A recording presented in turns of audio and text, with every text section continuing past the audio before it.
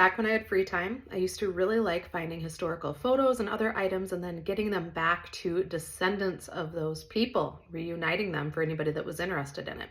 And I want to tell you a story about this item.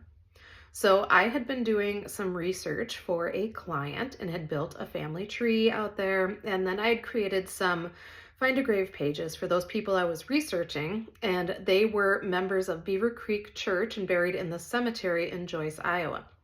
So somebody contacted me and they said, "Hey, I see that you created a page for Clarence Bang on Find a Grave.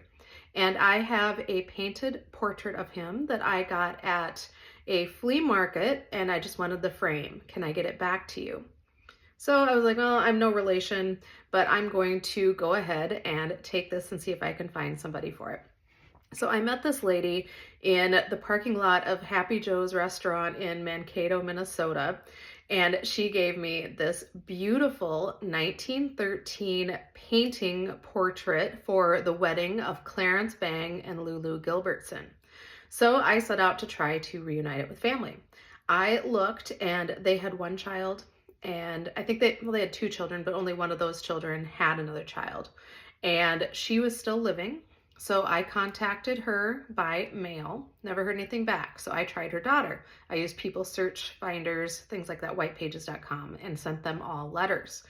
And nobody ever contacted me back. And I was like, well, this isn't my family. I'm not going to keep it. What can I do with it? So there was no longer a church there at Beaver Creek Cemetery. The church was gone, but I did a little bit of looking around online and I found that that church had actually been moved to a heritage park in Forest City, Iowa. So Beaver Creek Church was now a ways away, but it still existed. So I contacted the museum and they said they would love to have that portrait and display it somewhere since those people were members of the church.